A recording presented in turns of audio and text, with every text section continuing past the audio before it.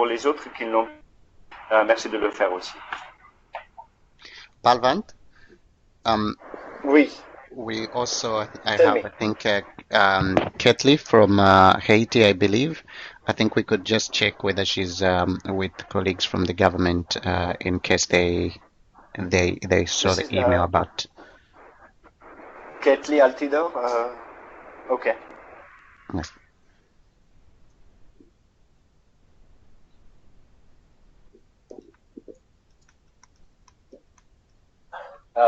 Nous avons aussi Rakiatou Ouedraogo, si vous voulez bien écrire le pays dont vous, à partir duquel vous participez, comme ça on aura une meilleure idée.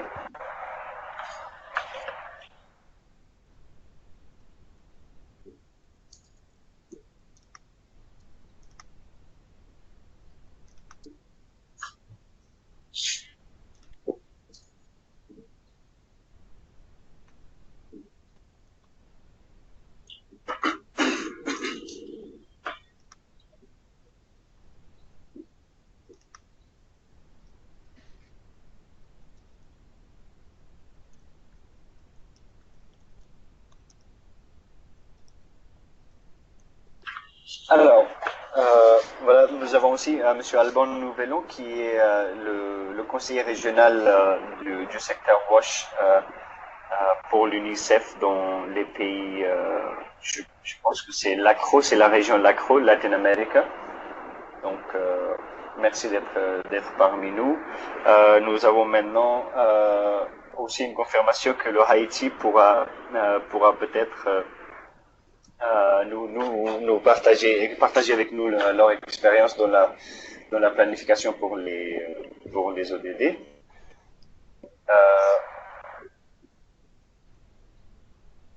Ok.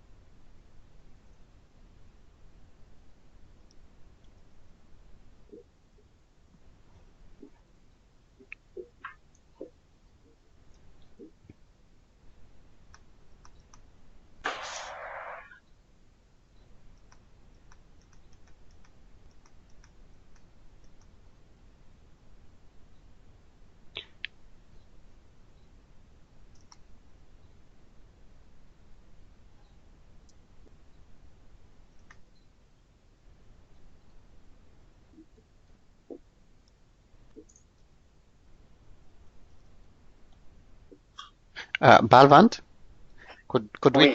we check the sound for Mr. Yaya Boubacar in Mali? From Mali, so far we have Sasha Greenberg qui est là. Monsieur Greenberg, est-ce que le directeur national il est avec vous ou est-ce que il est connecté à partir d'une autre connexion? Bonjour tout le monde. Non, il est pas avec moi. Il doit être à son bureau. Il n'est pas avec vous. Ok. Alors, nous allons attendre 5. Nous allons. D'abord, en fait, je vais demander à Monsieur le directeur national de Mali s'il est déjà parmi nous, de bien vouloir se manifester pour qu'on sache qu'il est là.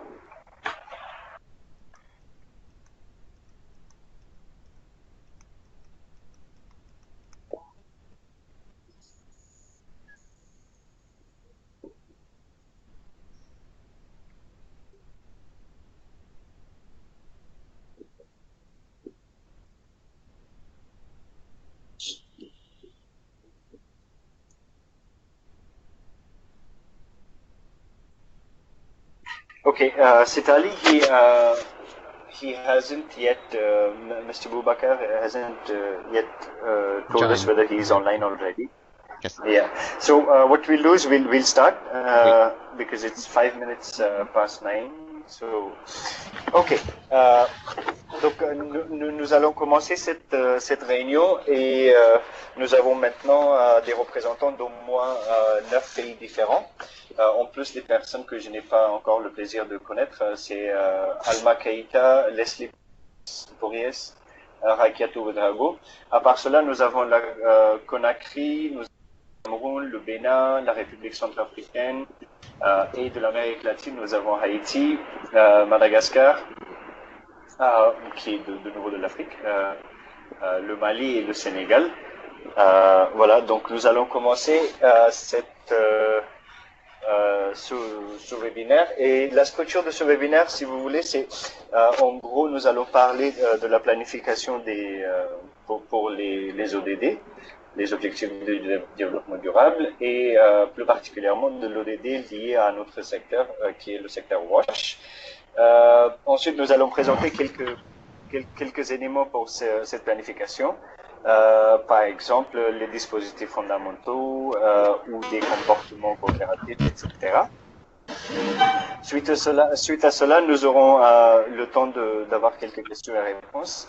Et ensuite, la partie peut-être la plus intéressante pour nos participants des différents pays, ce sera les interventions de différents pays. Voilà.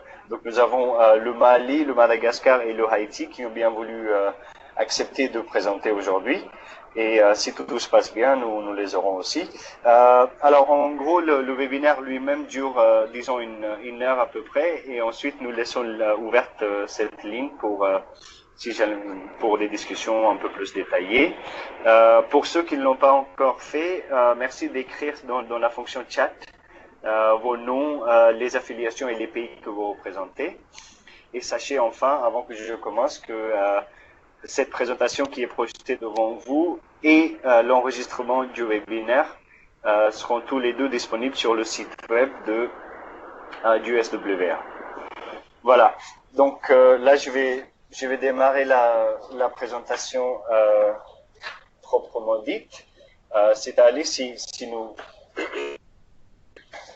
on peut passer au prochain slide, ou peut-être que je pourrais passer moi-même.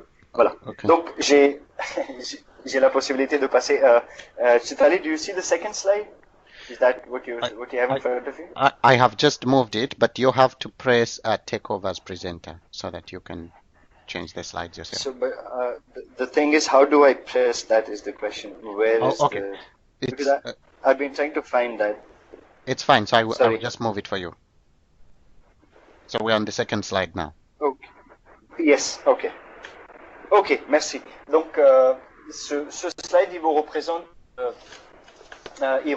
un peu l'élan politique avec le temps. Et normalement, c'est les petits pics que nous voyons, ce sont des pics en fait, il y a un peu plus d'accélération dans l'élan politique lorsqu'il est autour des réunions de haut niveau. Notre idée, ce serait qu'il y ait des discussions régulières et continues sur des sujets relevant des objectifs du développement durable et que ces discussions et ce progrès ne soient pas centrés autour des réunions de haut niveau, ce qui ne diminue pas l'impact et l'importance de ces réunions. Mais notre idée désormais, notre priorité désormais, c'est de renforcer les processus nationaux pour qu'il y ait un élan qui est maintenu sur la durée.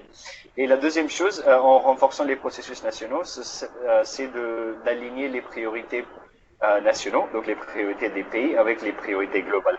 Donc à droite de ce slide, vous voyez quelques éléments. Par exemple, au niveau pays, ce serait l'intégration des ODD, donc dans les plans du secteur, dans les stratégies du secteur, alors qu'au niveau global, ce serait d'aligner sur les ODD, d'aligner ces plans et ces politiques autour des ODD.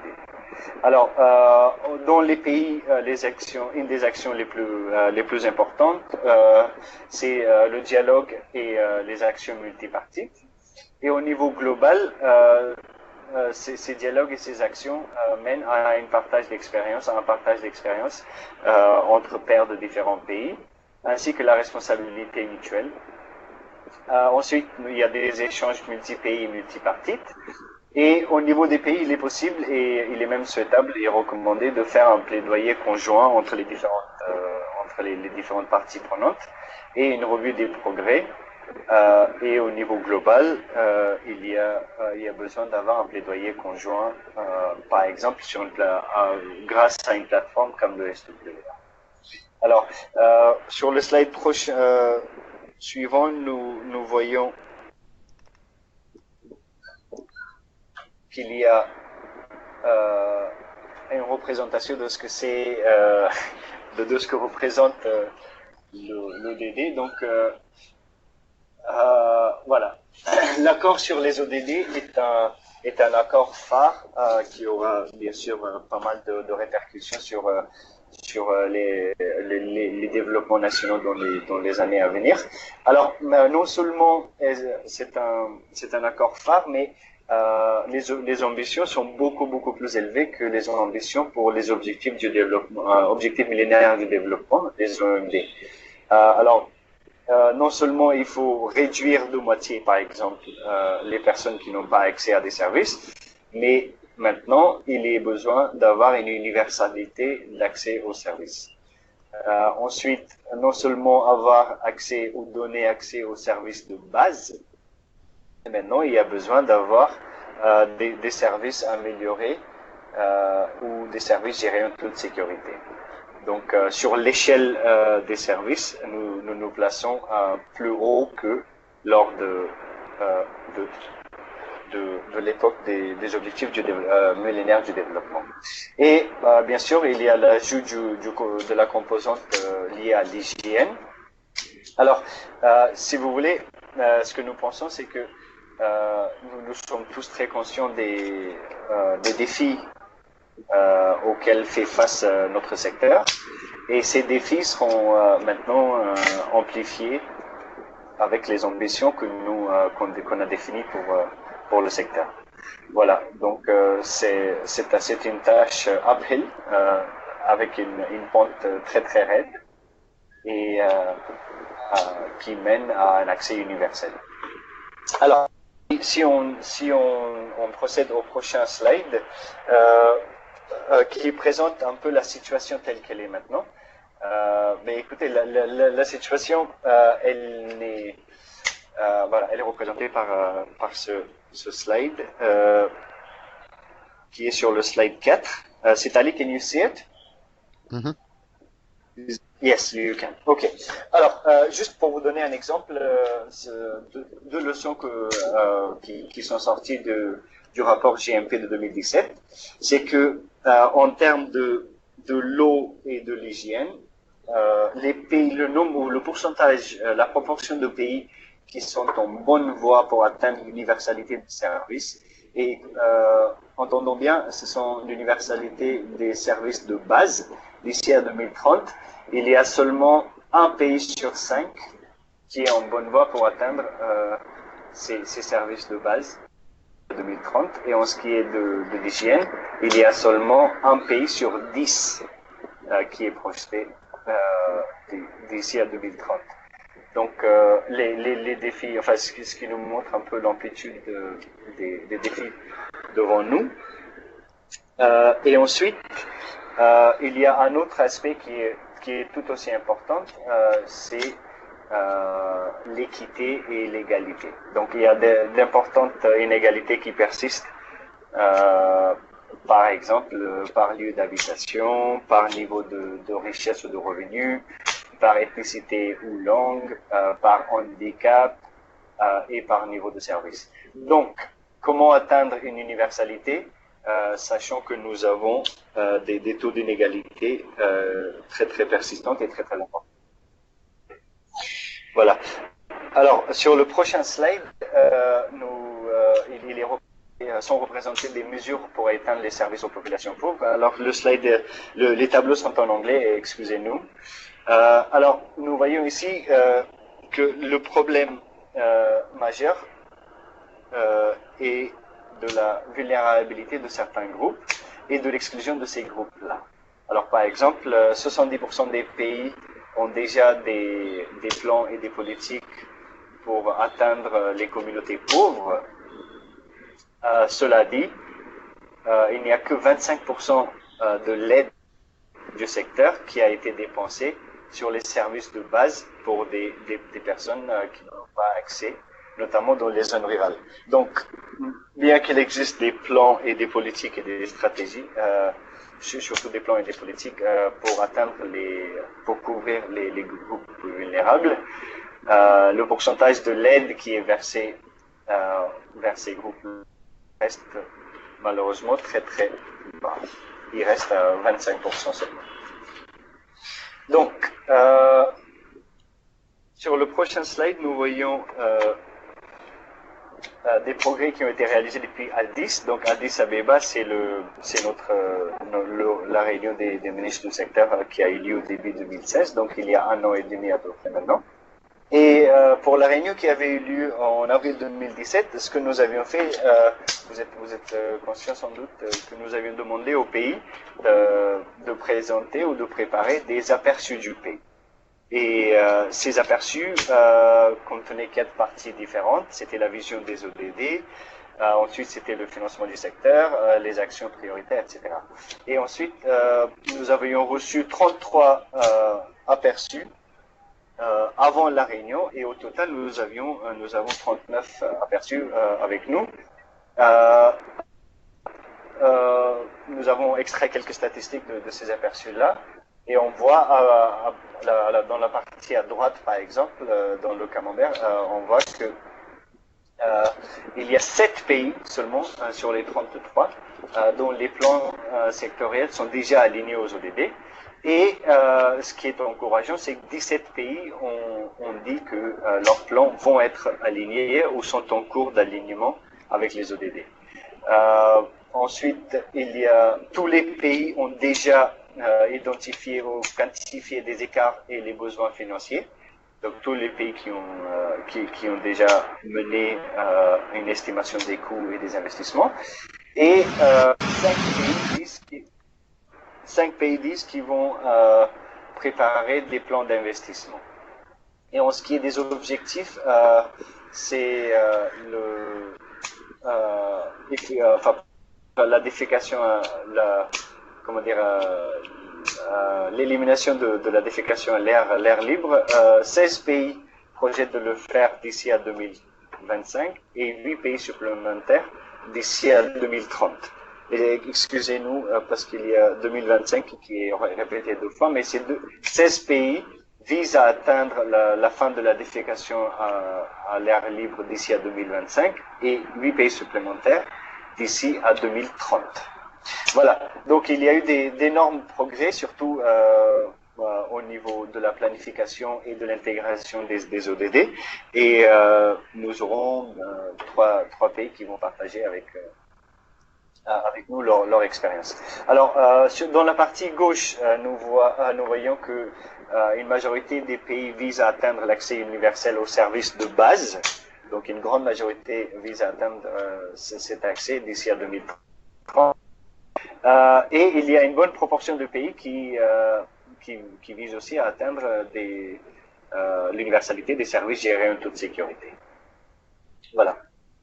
Donc, voilà les progrès réalisés jusqu'ici.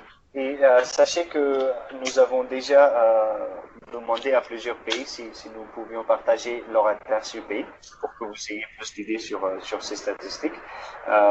Et il y a certains pays qui ont déjà donné leur accord, et nous allons mettre ces aperçus pays sur le site web du SWA bientôt.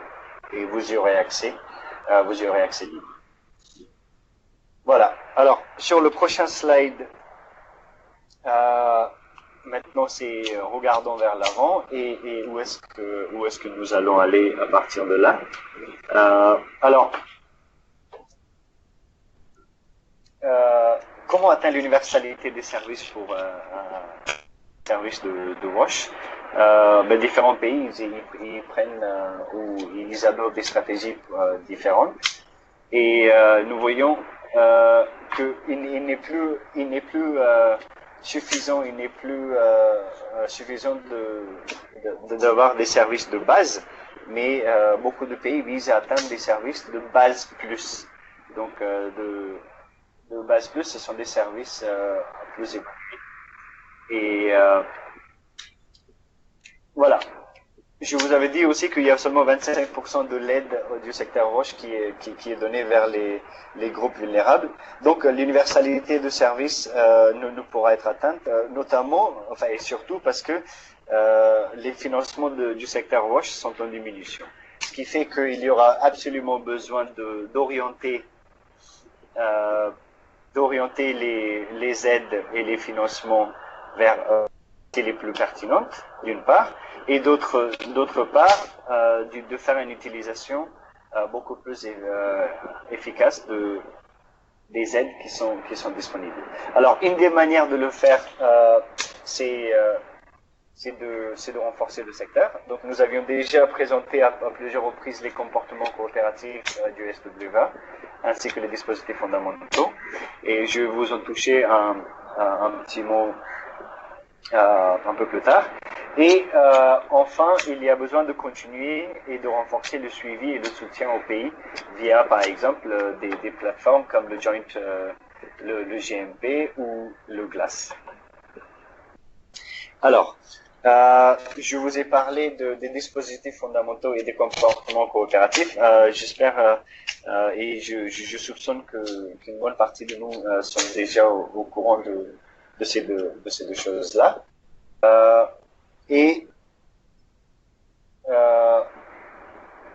Voilà, ces dispositifs fondamentaux pourraient ne pas paraître toutes nouvelles ni révolutionnaires, mais par contre, ces dispositifs donnent bien un cadre commun qui pourrait aider à comprendre ce qui est nécessaire pour avoir un secteur renforcé et donc un secteur beaucoup plus efficace. Voilà les 5 dispositifs fondamentaux qui sont politiques et stratégies sectorielles, les dispositifs institutionnels, le financement, la planification, suivi et examen du secteur, ainsi que le développement et le renforcement des capacités.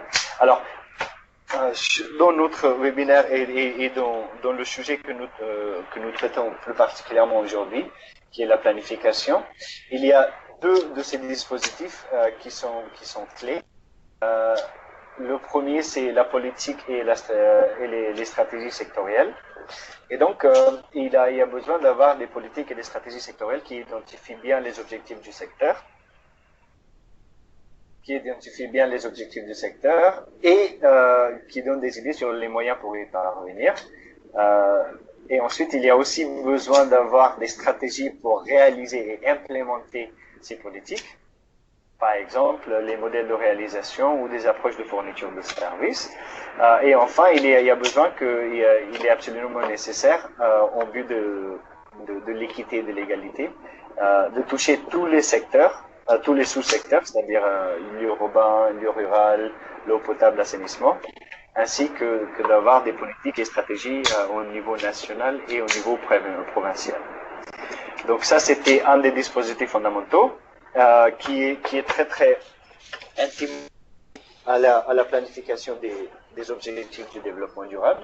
Et le deuxième, c'est la planification même et le suivi et l'examen qui doivent tous les trois être efficaces, inclusifs et systématiques pour nous montrer les meilleurs chemins pour atteindre les objectifs du développement durable pour le secteur. Alors, les revues sectorielles à moyen et long terme doivent être faites et partagées via des plateformes multipartites dans les pays et à l'extérieur entre les pays. Il y a aussi besoin d'avoir des mécanismes de responsabilité bien définis, ainsi que la transparence des données et donner l'accès à ces données au public. Voilà, donc ça c'est un élément d'un cadre conceptuel pour planifier pour les ODD. Et l'autre élément consiste en les 4 comportements dont vous êtes sans doute conscient. Alors le premier, c'est de renforcer le rôle du gouvernement. Ensuite, d'encourager l'utilisation des systèmes nationaux. Ensuite, avoir une plateforme unique pour l'information et la responsabilité. Et enfin, définir des stratégies de financement sectoriel viable pour le secteur. Alors, le comportement qui est le plus directement touché et qui touche le plus directement la planification pour les ODD, c'est le renforcement du rôle de direction d'initiative du gouvernement national dans les processus de planification sectorielle. Donc le leadership du gouvernement doit être amélioré et le gouvernement doit être à même d'obtenir un consensus sur des plans, des priorités et des stratégies, ainsi que de mener et de leadership pour tout le cycle de planification, suivi et apprentissage. Les partenaires de leur côté doivent soutenir la capacité du gouvernement et les efforts du gouvernement à mener et à faire le leadership, à donner le leadership pour les processus qui sont dans le pays. Voilà, donc ça c'est la deuxième composante du cadre conceptuel pour la planification. Alors, sur le slide prochain, c'est comment est-ce que ces concepts et ces idées peuvent être réalisés. Donc, quelques actions types qui sont présentées. Donc, il est possible de faire, par exemple, l'état des lieux de la planification avec ce tableau. Donc, sur la première colonne, vous avez le type d'activité ou les différentes étapes dans la planification. Et ensuite, vous avez la grille à remplir, si c'est déjà fait, si ce sera fait d'ici à 6 mois, à quel délai ce sera fait. Donc, par exemple, une des premières choses à faire, c'est d'évaluer la performance du pays quant aux objectifs millénaires du développement. Ensuite, d'avoir les indicateurs propres au pays pour les ODD liés au secteur WASH et établir la situation de référence pour ces deux ODD-là. Le troisième type d'activité qui est d'obtenir un accord sur les changements politiques et stratégiques pour atteindre les ODD. Et c'est en ça que nous avons une analyse des dispositifs fondamentaux du secteur que je vous ai présenté, ainsi qu'une analyse des comportements coopératifs pour le secteur. Une fois que cette direction est donnée, il faut développer des stratégies pour atteindre les ODD et un plan d'investissement. Et ensuite, il faut avoir un plan opérationnel à moyen terme et à long terme et rechercher les financements. Donc nous voyons que d'abord, il faut faire l'état des lieux de ce qui existe, de comment on va mesurer pour ce qui va suivre et à quoi on va le comparer, donc avec la situation de référence. Et ensuite, un consensus sur les changements politiques à faire, les stratégies pour atteindre les ODD et des plans opérationnels à différentes échelles temporelles. Voilà, donc ça c'est une suggestion pour une grille que les pays pourraient remplir pour savoir où ils en sont dans la planification des ODD. Et ensuite, nous arrivons aux différents points clés qui sont de résumer les progrès et les leçons apprises, les processus utilisés pour la planification, etc. Là, je ne vais pas m'attarder trop sur ce slide et je vais laisser plutôt les pays en parler. Et des questions à débattre dans ce qui va suivre dans notre webinaire. C'est est-ce qu'il y a un seul processus pour planifier pour les ODD ou est-ce que les différents pays adoptent des processus différents? Ensuite, à quels défis faites-vous face dans la planification? Donc, quels ont été les challenges et les défis? Et est-ce que les partenaires des gouvernements dans différents pays, est-ce que les partenaires ont-ils des leçons à nous apprendre pour le renforcement des processus? Voilà, à ce point, je vais faire une petite pause et vous demander si vous avez des questions pour tout ce que j'ai présenté jusqu'ici. Et je demande aux différents pays volontaires, donc Madagascar et Haïti, de bien vouloir nous dire s'ils sont prêts à partager leur expérience avec nous. Est-ce que quelqu'un a une question, une remarque pour tout ce qui a été dit pour l'instant? Oui, bonjour à tous, Alban depuis Bonjour, Panama. Bonjour Balwant, Alban. merci pour la Bonjour. présentation. Ouais, vous m'entendez bien? Ça va? Oui, oui, ça va, allez-y. Parfait. Non, en fait, pas forcément de questions par rapport à ce que tu as présenté, mais je voulais juste savoir par rapport à quand tu parles d'analyse justement des dispositifs fondamentaux du secteur, de l'analyse des comportements coopératifs, est-ce que un moyen d'aider les pays à réaliser ces analyses pourrait être de la part du SWA de fournir en fait justement des termes de référence Oui, pour des consultances qui permettraient justement de cadrer le détail de la consultance, les produits attendus, la durée, et puis comme ça que les pays puissent éventuellement même aussi estimer les coûts les coûts de ces consultances. Donc j'imagine que ça pourrait être des outils assez puissants si SWF oui. fournissait des termes de référence génériques pour les analyses stratégiques en fait qui sont recommandées dans tous les processus qui sont présentés par le SWA. Ok, ok, Voilà. ok. Merci Alban. Je vais juste consulter avec, puisqu'on parlait des termes de référence pour des consultants, je vais consulter avec Citali si vous permettez. Citali, I think Alban's question was about whether the SWA could help in defining the terms of reference, because we spoke about the collaborative behaviors and the building blocks. How is it, and how these could be used in analyzing the situation and in planning for the SDGs? Yes. Now, is it possible for us to help define the terms of reference for an eventual consulting that would take place within the countries? Yes, merci beaucoup, Balvant, Alban. We have at the moment some country profiles on collaborative behaviors, and then on building blocks. I mean, there are countries that do the washbat to analyze the sector. However, the direct question on the terms of reference, we can indeed support that process if there are countries that want to hire a consultant to help them analyze that. And we could also link them with other countries that might have done a similar process recently, particularly, say, if a country used a sector diagnostic tool such as a washbat, or if a country used also, say, the glass survey or the generic questionnaire that had been designed before the meeting. So we could help contribute to those processes. Thank you.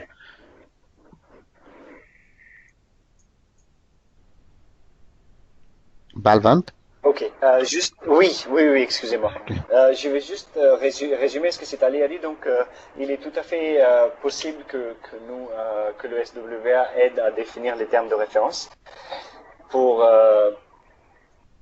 des termes de référence pour un exemple, pour un engagement qui aiderait les pays à analyser le secteur. Et il y a déjà beaucoup des profils pays quant au comportement coopératif qui sont disponibles. Donc le SWA est tout à fait partant et même désireux de faire ça.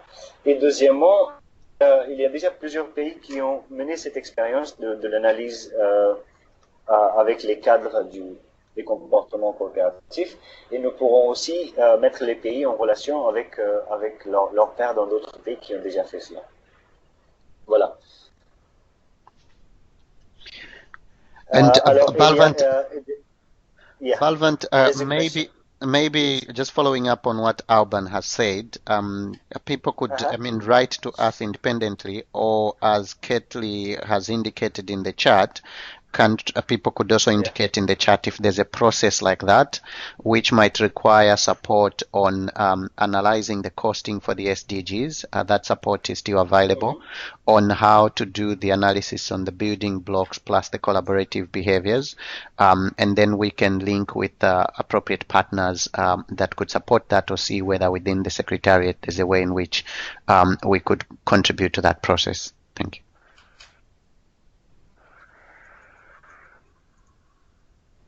Ok.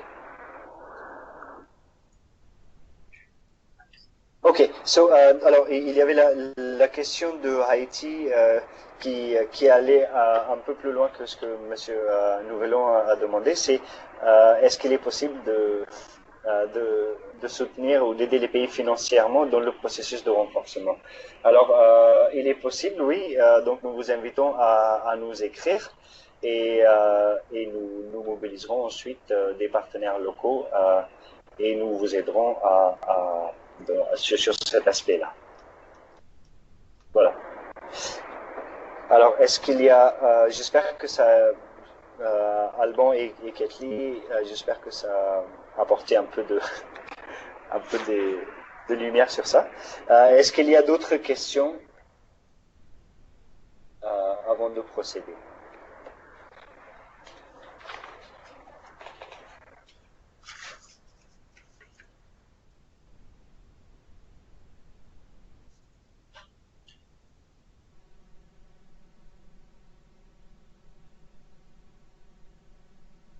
Ok, je donne une petite minute encore avant d'appeler les pays à intervenir.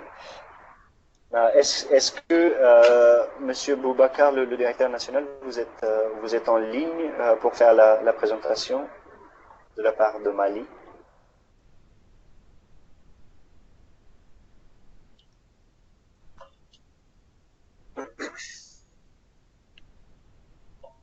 Sinon, est-ce que Ridia de WaterAid Madagascar serait prêt à faire une petite intervention? Oui, bonjour.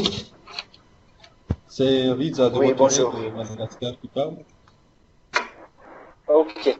Alors, donc nous n'avons pas encore notre directeur national du Mali en ligne, donc j'invite Ridia de WaterAid au Madagascar à partager l'expérience du pays dans la planification des ODD. Allez-y, le micro est à vous-même. Merci, Parlant, en fait, et donc je réitère les salutations en fait à toute l'assistance, et nous remercions aussi le secrétariat du SOA de nous donner l'occasion de partager les quelques expériences que nous avons vécues avec le pays. Alors, ma présentation donc va donc se focaliser sur les processus de planification que nous avons entrepris en lien avec les processus des objectifs de développement durable à Madagascar. Slide suivant, s'il vous plaît.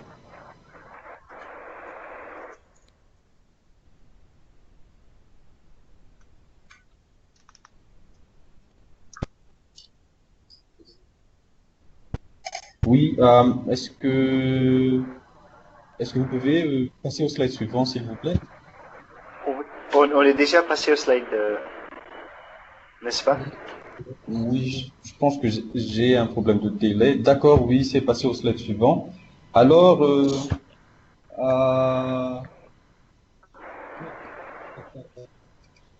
vous avez sauté les slides. Est-ce que vous pouvez revenir en arrière, s'il vous plaît? Ouais. Encore un slide, encore un slide, je vous prie, en arrière. Non, non, non, en arrière, mais pas en avant. Le deuxième slide? Yes. Le deuxième slide, s'il vous plaît. Voilà. Ok, nous sommes là. Voilà. Donc, pour résumer, où est Madagascar en ce moment en termes de planification du secteur EAH vis-à-vis des ODD? Nous avons donc réalisé cette année l'état des lieux de situation du secteur en matière de taux d'accès à l'eau potable, d'hygiène et l'assainissement dans toutes les communes de l'île. On a fait donc un processus exhaustif impliquant des autorités locales, régionales et des partenaires tels que UNICEF, WaterAid ou USAID.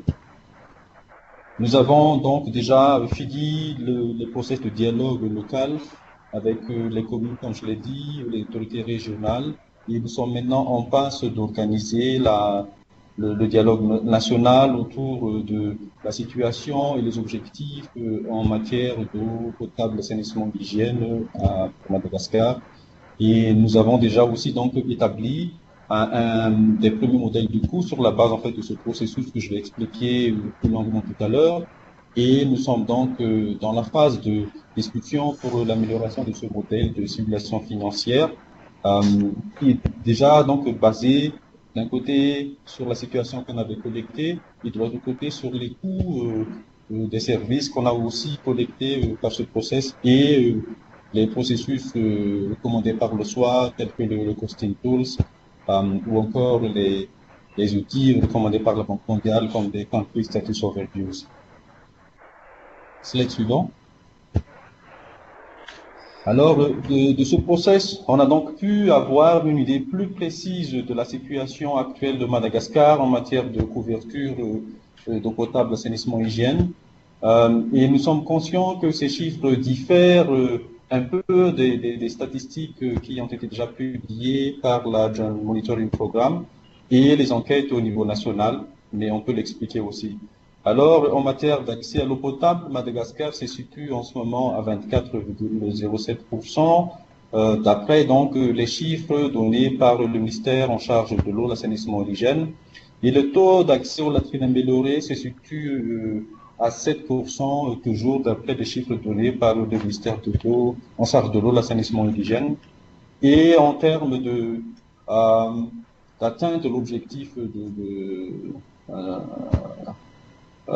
sans défécation en l'air libre, nous sommes maintenant à 19% de pourcentage des villages qui ont donc atteint ce statut de Open Defecation Free.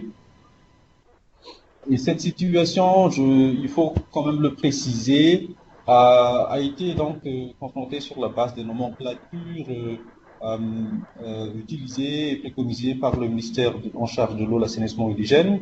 Mais nous avons déjà aussi donc entamé les discussions avec le secrétariat de la GMP pour aider Madagascar à aligner ces nomenclatures avec les cibles proposées par le cadre des objectifs de développement durable. Donc nous avons pu bénéficier de cet appui de l'OMS en mars 2017 pour discuter précisément comment est-ce que ces nomenclatures de Madagascar pourraient être ventilées par rapport aux cibles objectifs des ODD. Ce fut chose faite donc en mars 2017 et les objectifs qui sont donc en lien avec les ODD sont donc en cours de finalisation après cet atelier d'alignement fait en mars 2017. Slide suivant, s'il vous plaît.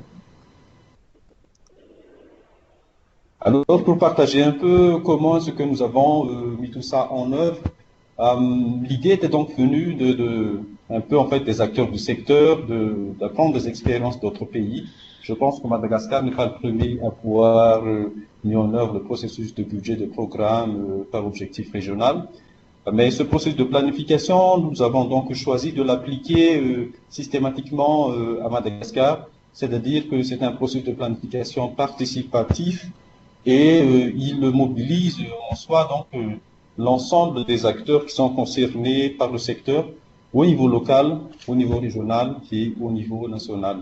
Juste pour rappel, à Madagascar, nous avons les subdivisions administratives suivantes. Il y a le niveau national, il y a le niveau régional, il y a 22 régions Madagascar, il y a les niveaux de districts, il y a à peu près 120 districts à Madagascar, et en dessous, il y a les communes, il y a à peu près 1800 communes à Madagascar, et après, il y a une autre subdivision qu'on appelle les Fukutans, qui ne sont pas visibles ici. On a à peu près 17 000 Fukutans.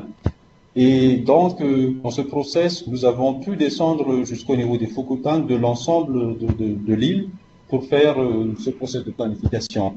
Alors, ce process, il commence par la conception au niveau du ministère en charge de l'eau, l'assainissement et l'hygiène, des questionnaires, des nomenclatures, et aussi donc la coordination des actions des différents partenaires. Et enfin, il continue par la formation des directions régionales, les ministères qui sont donc en charge de la facilitation et la coordination des actions, des enquêtes même qui vont se faire au niveau des communes.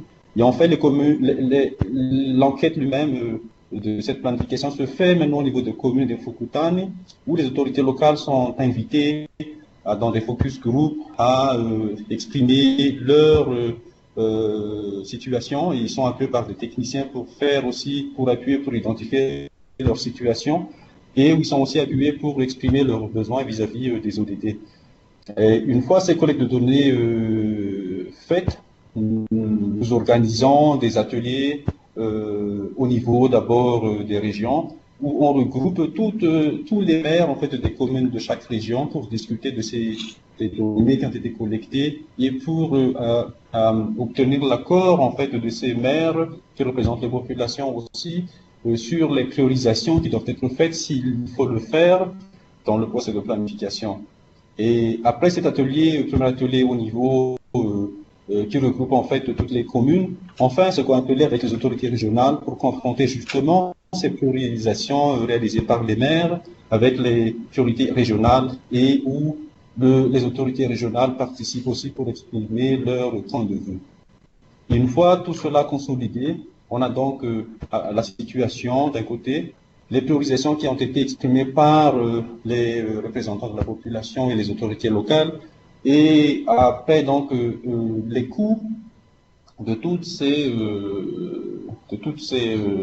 je dirais ces objectifs qui ont été fixés ensemble avec ces autorités.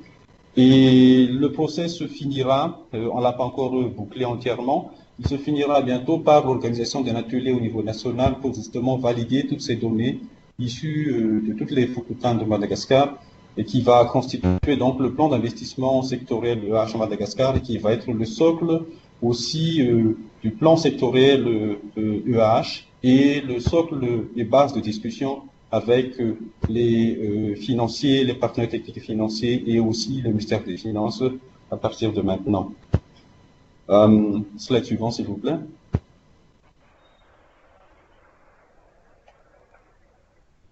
Alors, en termes de process, il y a bien sûr des leçons qu'on peut partager à ce stade, bien qu'on prévoit encore de faire une évaluation du process de manière participative. En tant que WaterAid, nous étions donc l'un des partenaires qui a été sollicité par le gouvernement pour mener ce process dans quelques régions de l'île. Bien que le process ait été défini tel que je l'ai présenté tout à l'heure, il y a toujours des réalités de terrain qui nous forcent à s'adapter en cas de besoin. Et en tant que promoteur aussi de l'idée de la BPOR, le rôle de facilitateur consiste aussi à mobiliser d'autres alliés et à convaincre les autres alliés, les autres PTF à venir travailler avec nous sur ce process. Donc, c'est vraiment être flexible, en fait, quand il faut faciliter ce process. Ce process est un process de renforcement de capacité en soi, au-delà d'être un processus de planification. Donc, l'expérience nous a montré que, en fait, en donnant des formations au bénéfice du ministère, des communes et des régions, cela a généré en fait, une meilleure appropriation de toutes ces entités, de ce que c'est le secteur, de cette situation, ainsi que les objectifs que le secteur ambitionne d'atteindre. Après, pour mobiliser les autres acteurs à participer, il n'y a pas mieux que faire parler les maires, les directions régionales pour convaincre le partenaire technique financier qu'il faut aller jusqu'au bout du process. Et il faut savoir profiter aussi des espaces qui sont donc déjà là. En fait, s'il y a des processus de revue sectorielle ou des processus où les bailleurs de fonds se discutent entre eux, ce sont les meilleurs espaces pour essayer de les convaincre à financer le processus de BPOR aussi. Nous avons utilisé au cours de ce processus à Madagascar des technologies de collecte de données avec des smartphones. Cela nous a permis de gagner beaucoup de temps en fait. Et cela nous a permis aussi d'être un peu plus, je dirais, rassurés sur la qualité des données, puisqu'on pouvait contrôler le processus de collecte de données presque à temps réel. Bien sûr, il y a des limites mais au moins le temps imparti est grandement réduit quand on utilise la technologie mobile. Enfin, une grande leçon apprise, un secteur ne peut pas vraiment travailler tout seul, il faut travailler avec beaucoup d'autres entités, et notamment les bureaux de statistiques nationaux. Et on a tous conclu que on avait essayé de collecter en fait les données de population pour le secteur de l'eau, mais il y a eu des problèmes, en fait, il y a eu des différences avec les données nationales, et ces différences subsistent toujours aujourd'hui. Et comme c'est un apprentissage en continu, nous continuons nos discussions avec les responsables statistiques nationaux pour voir comment résoudre ce problème de population. Et nous espérons que le recensement général qui va se faire bientôt, d'ici à l'année prochaine, va contribuer à la résolution de ce problème de population. Slide suivant, je vous prie.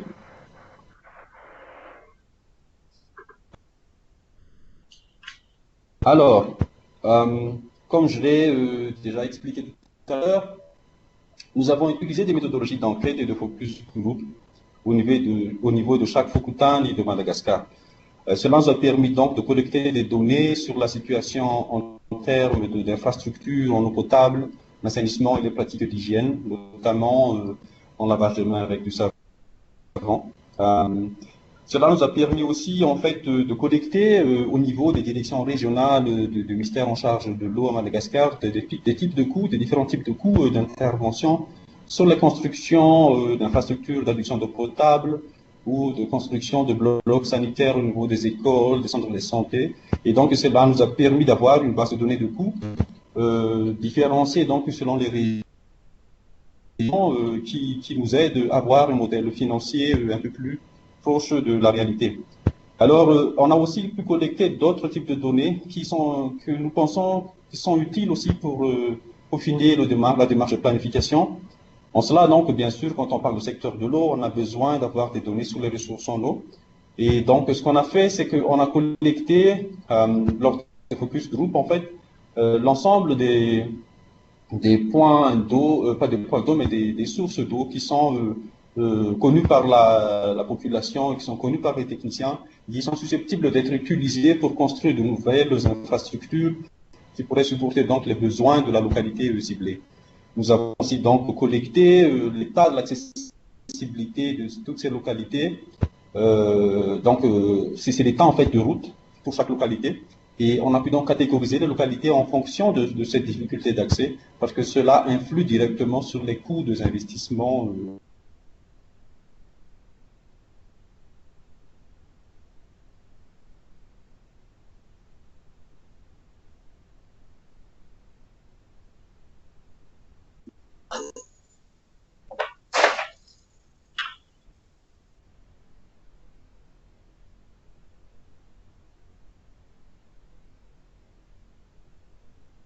Balvant, are you able to hear Rija? I think we lost him. Hello?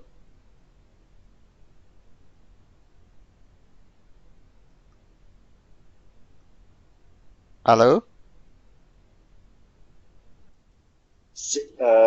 Sitali, I can hear you, but I can't hear Rija. Okay, I think that we lost him. Okay.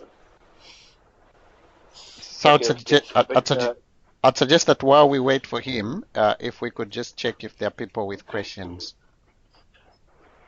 Oui, ok. Est-ce que il y a des questions par rapport à la présentation de Rija de WaterAid à Madagascar? S'il vous plaît. S'il y a des questions, merci de vous manifester. Et il y a déjà eu une requête en moi par rapport au partage de ces slides et de l'enregistrement du webinaire. Voilà, comme on fait à chaque webinaire, nous allons partager les slides avec vous et nous allons les mettre aussi sur le site web et faire un résumé des webinaires. Sachez qu'en fait, ce webinaire est en français. Il y a deux versions anglaises de ce webinaire et il y a aussi le même webinaire en espagnol sur les journées de demain. Donc, nous allons faire un résumé de l'ensemble et aussi mettre les différents enregistrements et et les slides sur le site web. Voilà. Donc. Okay, and Balwant, just to say that our colleagues in Haiti are ready, so I will line up the presentation as well. Yes. Est-ce que just out for the sake of propriety, est-ce que nous avons quelqu'un de Mali? Est-ce que Monsieur le Directeur national, Yaya Boubacar, vous êtes là, vous êtes avec nous?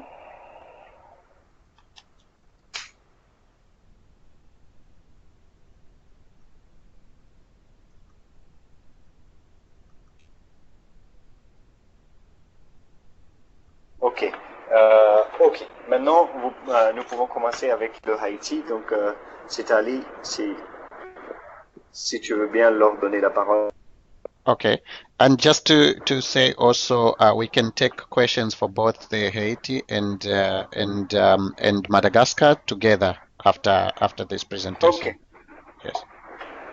Ok, excellent. Donc, nous avons déjà une petite question par rapport à la présentation qui vient d'être faite par le Madagascar. Mais si vous êtes bien d'accord, nous laisserons le temps pour les questions à la fin de l'intervention de Haïti. Voilà, donc Haïti.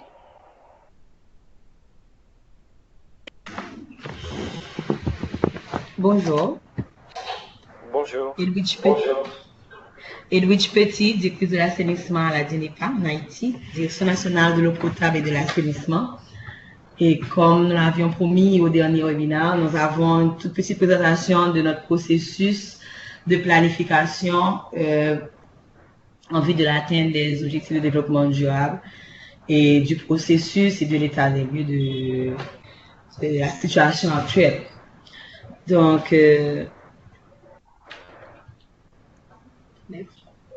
next, please. Okay. Nous avons lancé depuis 1 an et demi la production d'un outil, et on vient d'en parler, le Madagascar vient d'en parler, un budget programme par objectif qui nous permet d'avoir une vision plus globale du secteur, qui nous permet, comme c'est listé, de passer d'une approche par projet, une approche de moyens ou d'offres, à une approche plus programmatique, une approche sectorielle où plusieurs entités sont parties prenantes de cette approche.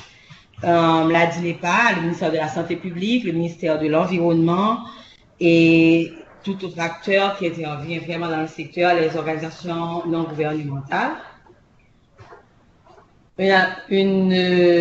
Cet exercice nous a permis aussi de faire ressortir les principes directeurs stratégiques du secteur de l'eau potable et de l'assainissement, particulièrement de l'assainissement, qui était assez peu connu. Et cet outil devra nous permettre de donner une visibilité globale du secteur, comme je viens de dire, mais aussi de faire un suivi cohérent, harmonisé et lisible de toute action du secteur, de distinguer les aspects de régulation et des aspects opérationnels, c'est-à-dire ce qui est entrepris au niveau central par la direction nationale et ce qui doit être fait par les opérateurs régionaux, et aussi d'avoir un document unique pour tout dialogue avec nos partenaires techniques et financiers. Next. Suivant. C'est un processus qui est parti de beaucoup d'échanges sur le terrain entre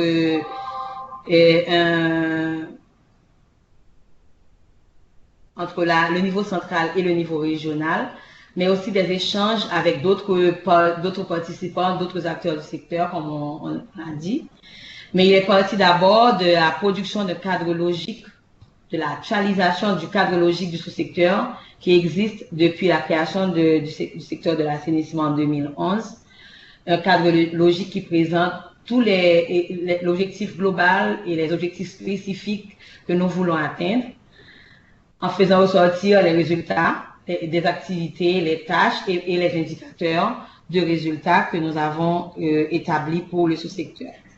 À partir de ce cadre logique, suivant,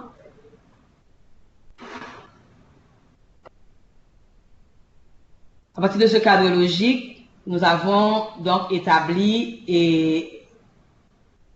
un budget pour chaque ligne d'action établie. Et ce budget est parti de vrais coûts que nous avons expérimentés sur le terrain jusqu'à présent, des prises unitaires, qui nous ont permis de faire ressortir un coût par activité et un coût par objectif et un budget prévisionnel global pour l'atteinte des objectifs d'ici à 2030. L'outil est constitué de 5 grands objectifs: un objectif eau potable, un objectif assainissement, des objectifs de gouvernance et des objectifs de protection de la ressource. Suivant.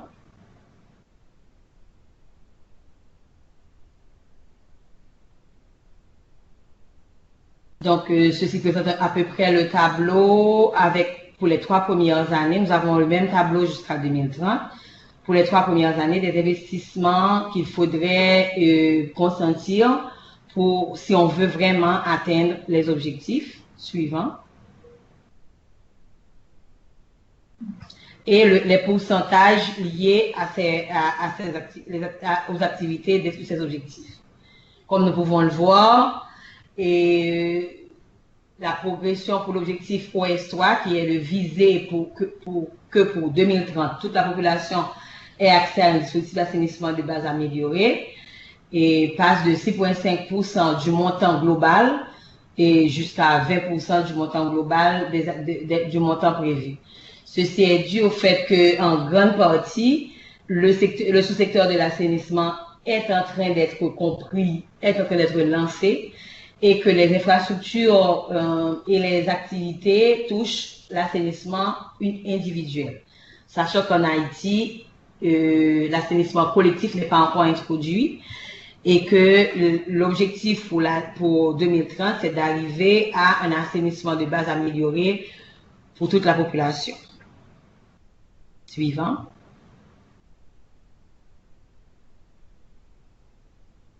Ce schéma montre un peu ce qu'il nous faudrait faire comme effort pour atteindre les objectifs. Donc, la tendance aujourd'hui est la ligne en pointillant rouge que vous voyez et l'optimal, ce serait la ligne verte. Donc, la progression qu'on devrait consentir de 2017 à 2030 pour atteindre les objectifs d'accès universel. Et à partir de 2024, nous avons un point de rupture aussi. Nous ne cassons pas le rythme actuel. Nous n'atteindrons jamais ces objectifs. Suivant. Et encore un petit schéma qui montre la tendance actuelle en rouge et la tendance qu'on devrait prendre à partir de 2017, qu'on devrait prendre à partir de maintenant, le saut qu'on devrait prendre pour changer un peu la donne. Tout ça pour expliquer qu'au niveau en Haïti actuellement, nous sommes en pleine réforme du secteur de l'eau potable et de l'assainissement et que cette direction nationale qui ne date que de 2010 a repris des mandats un peu éparpillés de l'assainissement qui étaient partagés entre le ministère de la Santé publique, le ministère de l'Environnement et le ministère des Travaux publics. Ce mandat de l'assainissement liquide est un mandat qui, aujourd'hui, à peine est introduit dans le panorama du budget du Trésor public. Donc, au niveau de l'intérêt vraiment de l'État haïtien, l'assainissement en tant que sous-secteur n'est pas encore assis vraiment. Donc, aucun financement n'est alloué au secteur au niveau de l'État. Et donc, 100% du financement vient de l'aide externe et n'est attribué que pour des projets ponctuels. Et comme acquis, nous n'avons aujourd'hui qu'une stratégie globale, une stratégie nationale qui décrit les approches, les méthodes pour atteindre ces objectifs. Nous avons une direction et très peu de personnel et très peu de ressources matérielles et financières. Ce qui fait qu'aujourd'hui, un plaidoyer a été lancé pour changer la donne. Donc, beaucoup d'efforts sont entrepris pour le secteur de l'eau potable, qui est aujourd'hui donc aujourd'hui nous avons une couverture de près de 60 pour l'eau potable, alors que pour l'assainissement, nous sommes seulement à 28% pour l'assainissement en milieu. Le tableau que j'ai présenté dans le fichier en Word et montre en détail un peu les coûts qui ont été, les coûts qui sont prévus et qui sont liés aux objectifs dont nous venons de parler. Je ne sais pas si vous pouvez le passer maintenant. Sinon, on passe aux questions.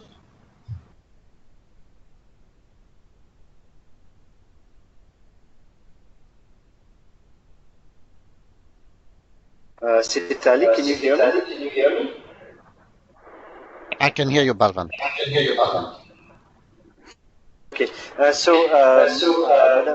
Madame qui a fini son intervention. Donc, nous maintenant des questions pour les deux présentateurs. Donc, Rijad Walterid à Madagascar nous a rejoint. Et puis, nous avons aussi Madame Edouard qui est en ligne. Alors, il y avait une question qui venait de Alban Nouvelon, le conseiller régional de Wash, et la question était pour Madagascar, et c'est une question très très importante, qui était, il imagine qu'il y a eu une collaboration avec l'Institut de statistique nationale et aussi avec les systèmes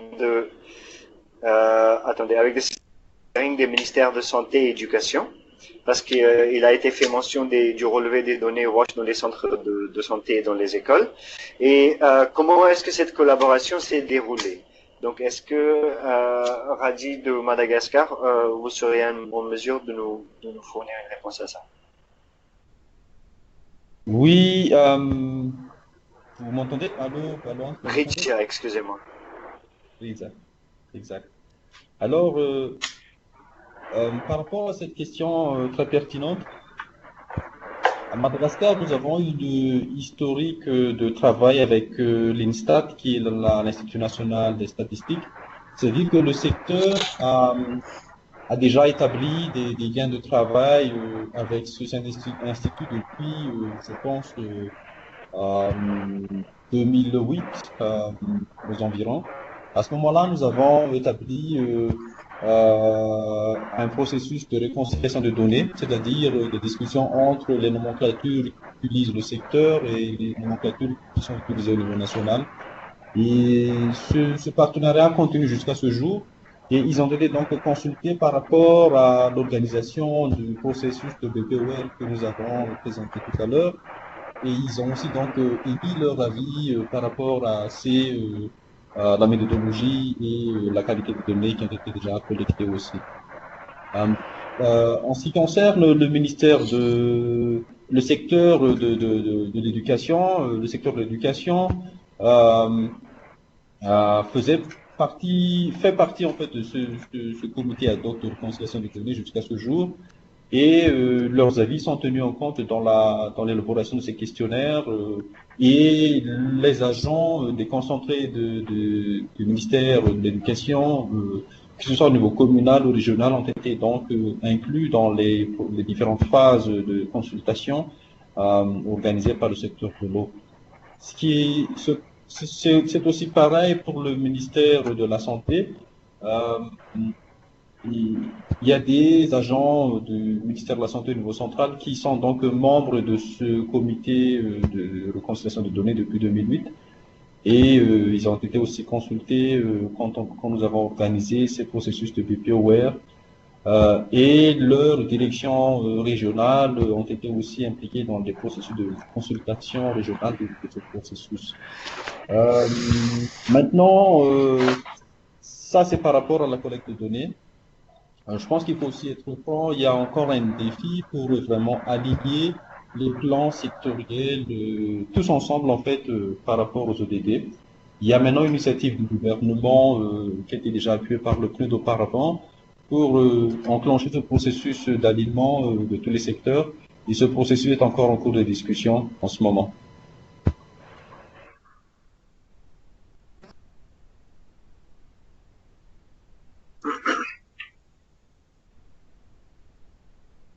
Excellent.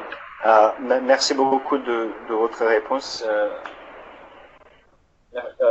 Ridja. Alors, est-ce qu'il y a d'autres questions pour Ridja, ou est-ce qu'il y avait une question qui venait du Sénégal et qui était destinée à Haïti, où il demandait quel était le taux d'accès en eau en Haïti, et la réponse était de 58% au niveau national. Je vois dans la fonction chat que peut-être que ce n'est pas apparu, mais voilà, je répète juste ce que Ketli Altidor a dit.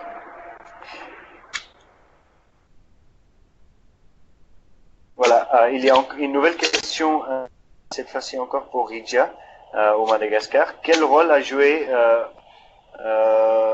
la société civile dans ce processus? Ridja. Oui, merci à Félix pour la question. Le process qui a été mis en œuvre jusqu'ici est vraiment un processus technique où il y a des interactions avec, je dirais, plus les institutions au niveau local et régional et peut-être moins avec les organisations de la société civile au niveau local. Par contre, les organisations de la société civile ont été impliquées dans le processus de consultation au niveau national qui démarre justement en ce moment. Et on vient en fait de finir, par exemple, la revue du secteur de l'eau, l'assainissement et l'hygiène ce vendredi à Madagascar, où donc les organisations de la société civile ont été présentes et où ces données ont été présentées. Et ils ont été aussi consultés par rapport aux objectifs des ODD lors de cette revue sectorielle.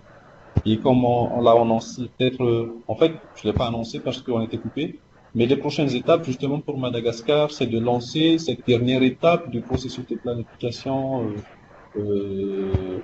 vis-à-vis des ODD pour le secteur, c'est-à-dire la consultation au niveau national et la finalisation des plans d'investissement, où ils seront de toutes les manières consultés aussi.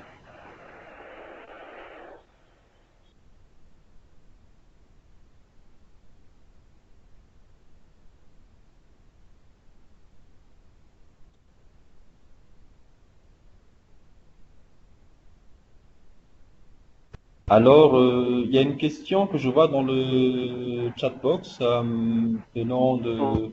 Une question de Haïti pour le Madagascar et une question pour le Madagascar, pour le Haïti, excusez-moi.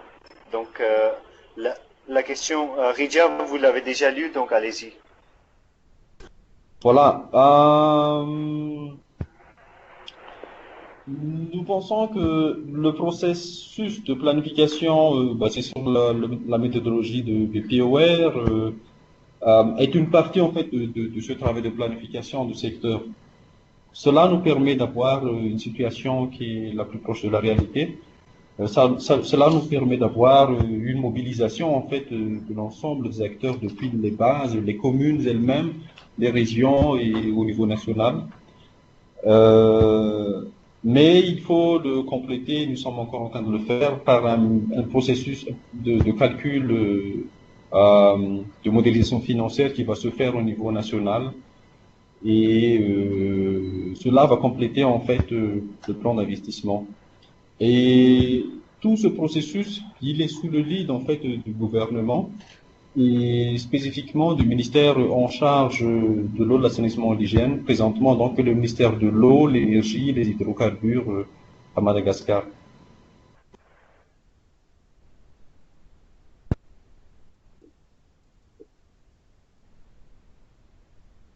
Excellent. Merci beaucoup, Ridja. Et il y a une question pour Haïti. Oui, si je peux, je la lis. Madame Petit, vous avez déjà lu ou pas? Oui, j'ai lu. Allez-y, alors je vous laisse la parole. Donc, le travail, et on a aussi, depuis plus d'un an, lancé un travail d'inventaire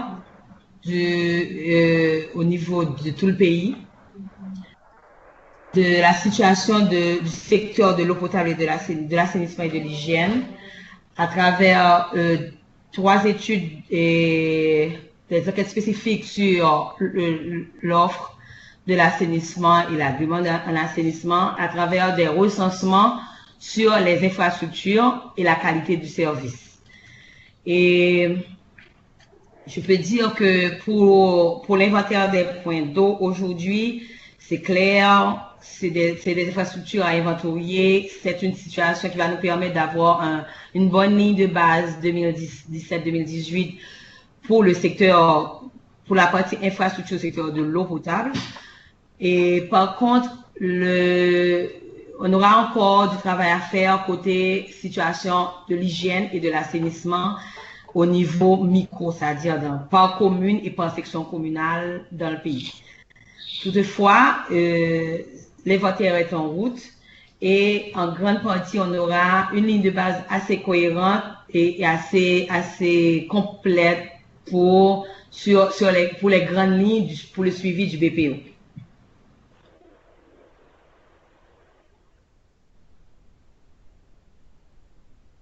Donc, on pense que par rapport au progrès de l'inventaire, qu'on aura les premiers résultats à la fin du mois de décembre et on aura finalisé cet inventaire à la fin du premier trimestre 2018.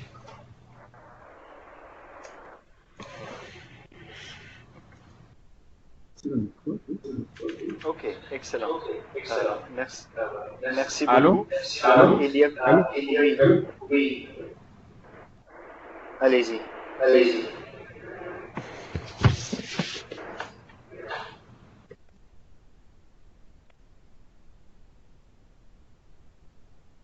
Allô? Oui, il y avait une question pour le moment qui était venue de Thomas de Aquafed, qui était est-ce qu'ils ont pris en compte l'avis des chefs religieux?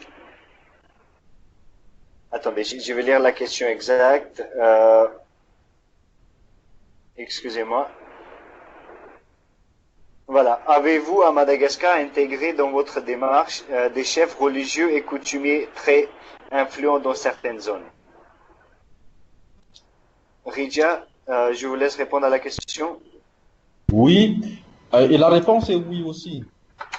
En fait, dans la démarche BPOR décrite tout à l'heure, au niveau de chaque, je veux dire, subdivision de la commune, lors des focus group, les gens les plus influents dans la localité ont été identifiés et donc, dans plusieurs cas, les chefs religieux, les chefs traditionnels, et qui ont été impliqués dans toutes ces discussions pour avoir leur point de vue aussi sur la situation et les objectifs du secteur.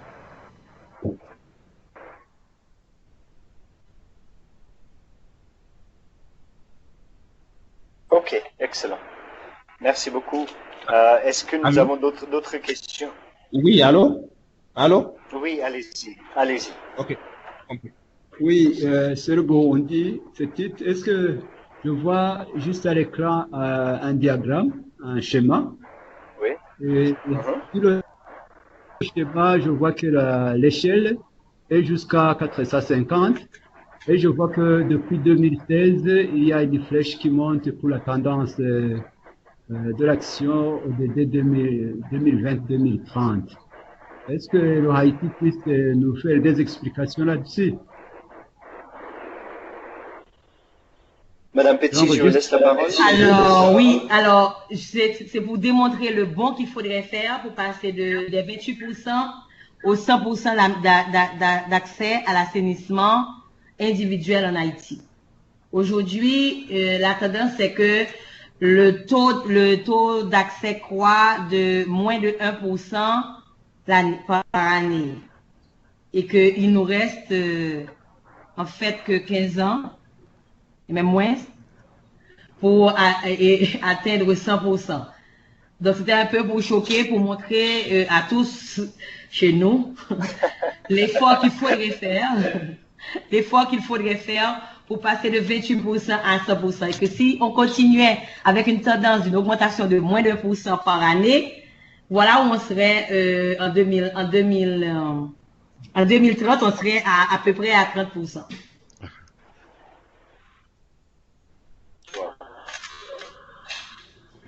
Bien, vous remercions beaucoup.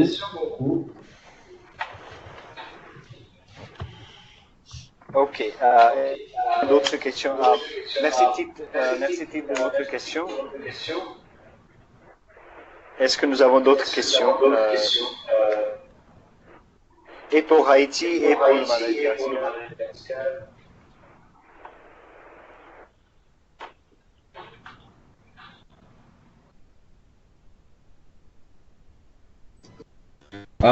Citali? Allez-y. Oui, c'est Riza. Est-ce qu'on peut revenir sur le dernier slide de la présentation de Madagascar? Juste un instant, en fait, on a été coupé. Je pense qu'il y a un partage qu'on voudrait finir par rapport aux outils qu'on a utilisés aussi. C'est Ali. Madagascar's last slide is being requested. Please.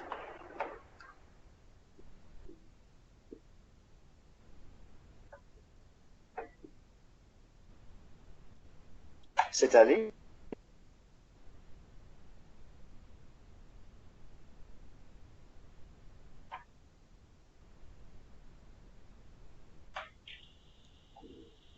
The last slide? Merci, donc, the last slide. Madagascar's last. Okay. Yeah. The one before this, I think. Yeah. Yes, the one before. Thank you. Non. Il y a un autre slide. Voilà, c'est ça. Voilà, en fait, sur ce slide, nous aimerions présenter les outils que nous sommes en train de développer, finaliser en ce moment. À partir de ce processus, le ministère en charge de l'eau, appuyé par ses partenaires, va donc bientôt mettre en ligne un outil de suivi en ligne qui sera accessible par toutes les communes et les acteurs. Et c'est les images qui sont donc à gauche dans le slide. C'est le portail et les tableaux qui donc recensent toutes les données collectées par le processus de BPOR et qui seront donc accessibles en ligne. Et nous avons aussi donc produit des cartes thématiques qui seront accessibles en ligne aussi en fait par des fonctionnalités interactives sur l'ensemble de chaque région de l'île. Et l'exemple de droite nous montre en fait les différences entre les taux d'accès, je pense, à l'eau potable entre les différents districts et communes d'une région au nord de l'île. Et ça montre aussi le taux de fonctionnalité des ouvrages, les camemberts en bleu et jaune. Et ça donne une idée de l'effort, en plus de l'effort financier qui était donc exposé par Haïti. C'est le même cas pour Madagascar. Il y a aussi un effort à maintenir les systèmes existants en marche jusqu'en 2030 et au-delà aussi. Et nous prévoyons donc que ce système va être maintenant régulièrement mis à jour via donc ces interfaces web par les acteurs et par au niveau national et local pour permettre de suivre l'avancement de cet effort vers les ODD. Voilà.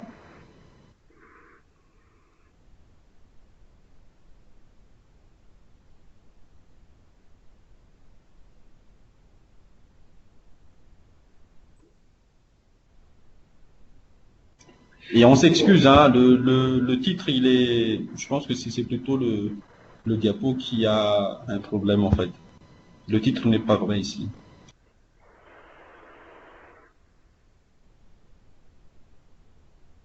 Oui, on n'a pas vu le bon titre peut-être, mais je pense qu'on a tous pu visualiser un peu l'outil.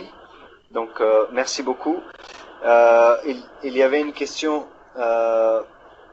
qui venait du Sénégal et qui était destinée à Haïti par rapport à la question de genre dans les établissements. Il y a Ketli qui a déjà répondu. Il y a un programme de certification de l'hygiène qui établit clairement les critères ayant pris en compte le genre. Voilà. Donc, je me suis permis de lire cette question et cette réponse à tout l'auditoire, au cas où on l'aurait pas lu avant. Ok. Est-ce qu'il y a d'autres questions Est-ce qu'il y a d'autres questions? Dans la fonction chat, en tout cas, il n'y a pas d'autres questions. Est-ce que, avant de clore ce webinaire et avant de dire quelques remarques de conclusion, est-ce que il y a d'autres questions, messieurs, dames?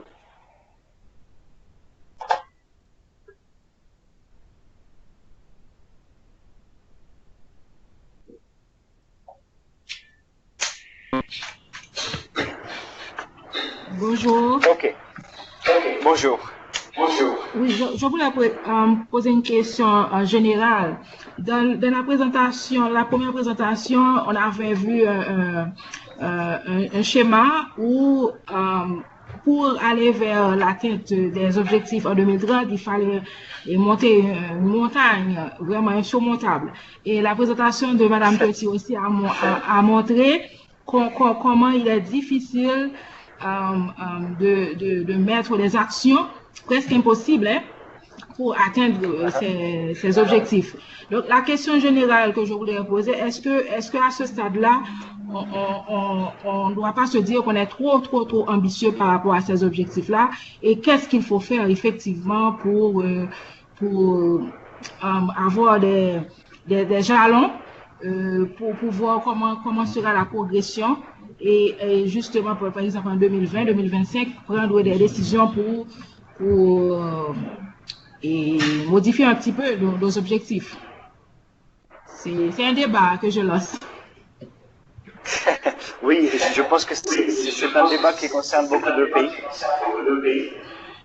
Par rapport aux objectifs 2030, ils sont beaucoup ambitieux, et que faire s'ils nous paraissent trop ambitieux. Alors, Sitali, there is this question that has just come about on what happens and what if the ambitions seem too ambitious. So, should we, in that case, lower the ambitions, or should we make? But it's a question open to the discussion and to debate. True. Let's see if there are responses, but otherwise, I have a contribution to that as well. Ok. Donc, avant que Sitali nous fasse ses remarques sur la question qui vient de... Est-ce qu'il y a d'autres personnes qui voudraient intervenir? Que faire si les ambitions nous paraissent trop ambitieuses? Les ambitions ODD.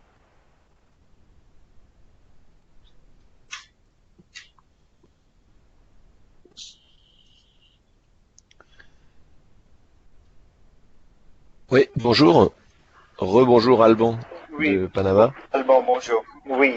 Non, Bonjour. juste pour, je pense que c'est important de rappeler que les ODD en fait sont des cibles souhaitées, mais que c'est à chaque pays de fixer ses propres objectifs. Donc à aucun moment ça ne devient quelque chose d'obligatoire pour les pays. C'est juste un souhait au niveau mondial, et évidemment il est souhaité qu'on puisse les atteindre en 2030, mais vraiment c'est à chaque pays en fonction de ses capacités et de la situation de départ en fait de fixer ces années d'atteinte d'objectifs. Donc il faut pas... Et voilà, il faut peut-être qu'on peut imaginer une pente un peu plus douce en se fixant des objectifs qui soient peut-être pas forcément 2030, mais qui soient peut-être éventuellement au-delà. Mais par contre, s'assurer qu'on est vraiment depuis à partir de maintenant sur la bonne tendance pour pouvoir les atteindre, même si c'est pas forcément l'année 2030. Et je peux ajouter à ça aussi. I can add to that to say, as Alban is saying, this is a global ambition, and countries have to do something that is realistic when they look at their resources and also where they are currently. However, it is also important that countries try and push the boundaries so that there's no resource that is spared in the process of trying to achieve the targets that they have.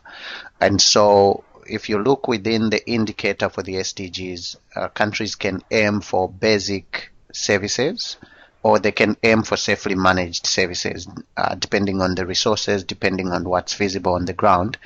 And there's a very strong message that came out at the high-level meeting, which was that even if countries say aimed for basic services, it would be good to also look at some aspects of safely managed and see if they could achieve some of those in some areas. So indeed, this is an ambition, it's a global ambition that countries have, that has arisen through a political process, and countries aspire to achieve the SDGs by 2030, and that's why we're looking at the building blocks on collaborative behaviors to make sure that they are fit for purpose, to determine how much is required, and then to mobilize that additional financing or use existing resources even better.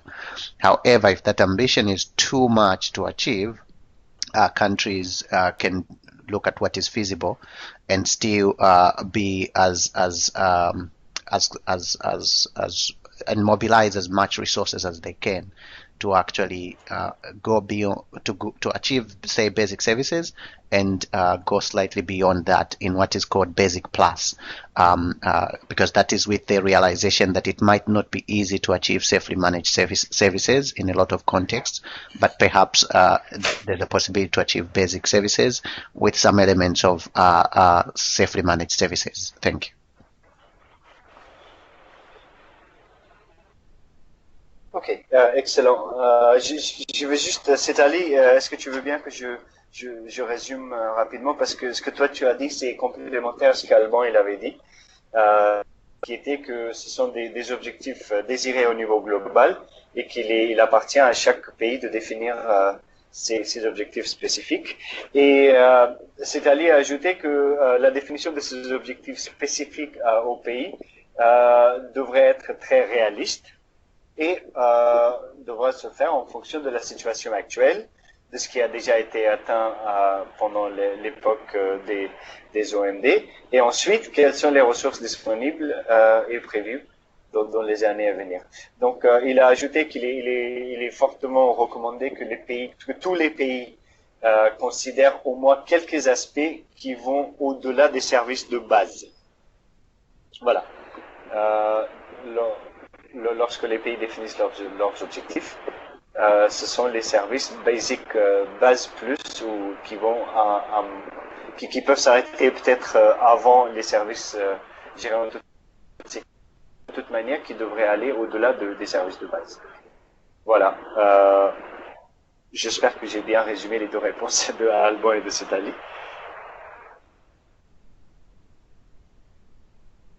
Et madame, vous qui aviez posé la question, j'espère que la réponse vous convient.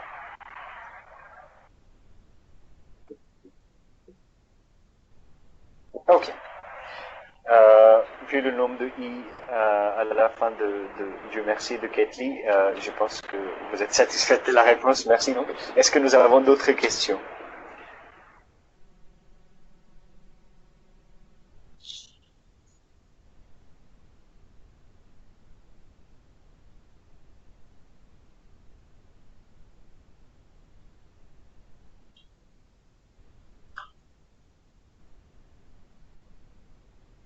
Et il y a une remarque qui vient et qui va lire, si vous permettez, à haute voix, qu'il faut veiller à l'uniformité des statistiques dans les pays, car au moins Madagascar a dit qu'il y avait une différence entre les statistiques obtenues de différentes sources.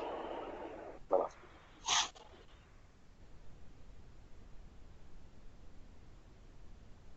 Ok.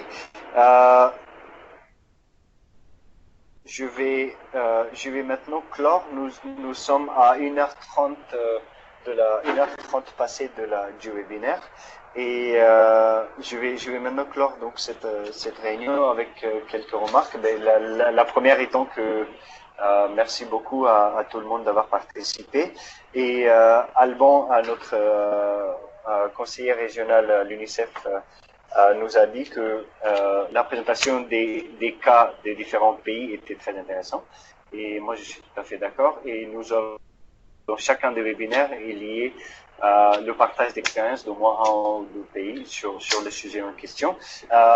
Alors, c'est ce qui me donne une bonne transition vers le prochain webinaire. Donc, le prochain webinaire traitera des mécanismes de suivi et d'évaluation des ODD. Dans le webinaire qui a eu lieu en anglais il y a quelques heures, il y a déjà 2 pays qui se sont portés volontaires pour présenter quelque chose sur quels sont leurs cadres et leurs mécanismes de suivi et d'évaluation des ODD. Si les pays présents ici, donc nous avons au moins 13 pays qui sont représentés aujourd'hui, ce qui est excellent. Si quelqu'un parmi vous voudrait partager cette expérience dans le suivi et évaluation des ODD, manifestez-vous et nous vous inclurons dans le prochain webinaire. Alors, nous avons aussi dit à plusieurs reprises que le secrétariat est très volontaire et désireux d'apporter toute l'aide possible. Alors, il y a quelques manières classiques d'apporter cette aide. La première, c'est de donner la parole au pays et de partager les présentations et les enregistrements des webinaires.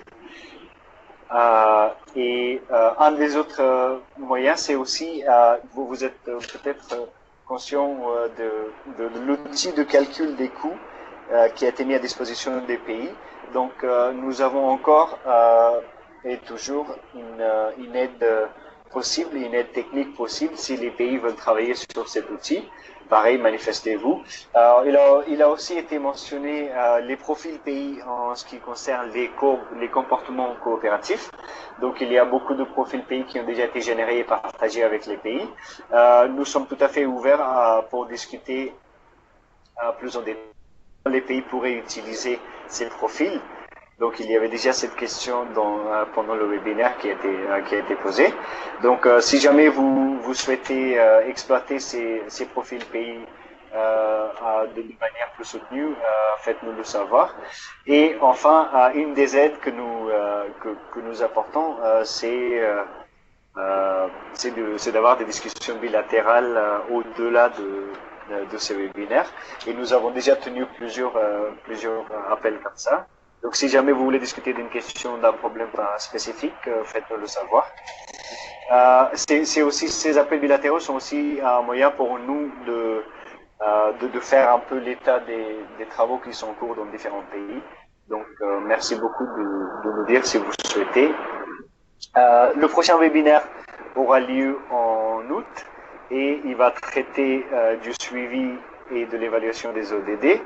Et nous commencer avec le rapport GMP qui vient de sortir, des revues sectorielles conjointes et d'autres mécanismes pour le suivi des ODD. Alors, une petite requête qui nous vient. Certaines personnes sont au courant qu'il y a des élections du comité de pilotage du SWA qui sont actuellement en cours. Et donc, si vous êtes le point focal principal dans votre pays, merci de voter pendant ces élections-là. Et les votes vont se terminer à minuit heure européenne aujourd'hui. Donc, il reste beaucoup d'heures.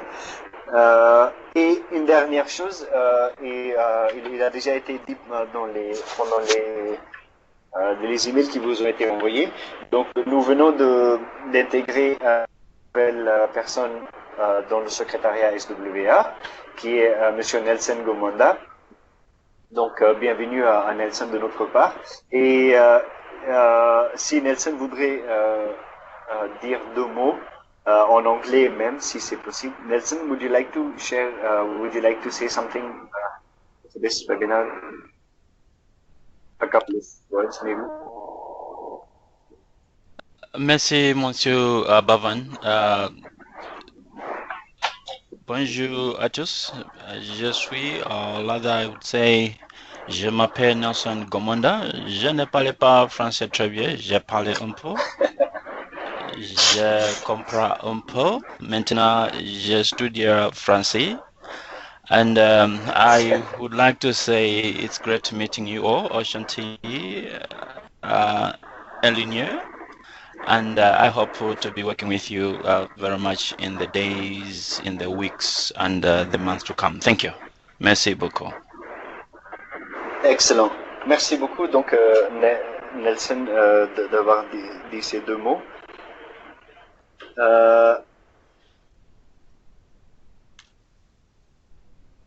Ok. Nous avons aussi, je voudrais souhaiter bienvenue à Madame Safa Bahidje du Maroc, qui, si je ne me trompe pas, est avec nous pour la première fois pour un des webinaires. Donc, bienvenue au groupe, Madame, et puis nous espérons vous avoir dans les échanges futurs avec vous. Merci. Palvant, I I think there are still other people who have not put their names on the chat and who they're with. So as people go out, they could do that. Ok. S'il vous plaît, faites une bonne œuvre avant de quitter cette réunion pour nos statistiques et pour nous aider à mieux suivre ce webinaire. Merci de nous écrire dans la fonction chat vos noms, vos organismes et le pays, pour ceux qui ne l'ont pas encore fait.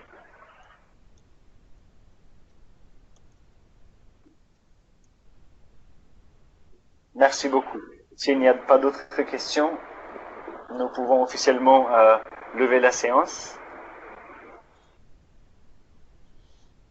Nous allons partager les slides des différents pays et les slides que j'avais présentés.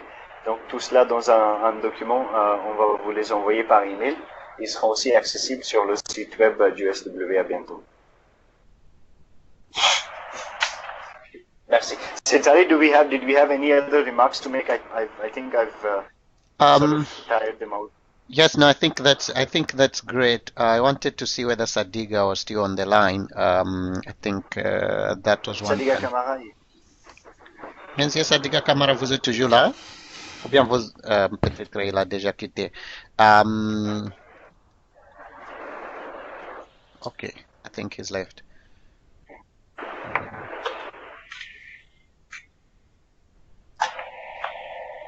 Monsieur Tite, juste pour vous rappeler que la vote, la date limitée ce soir, et vous avez dit que vous allez voter, donc on va vous attendre. Merci. Merci. J'ai voté ce matin, peut-être que la commission ok. ad hoc. Oui, c'est ça. Ok, merci beaucoup. Oui, j'ai voté ce matin. Ok. Merci beaucoup.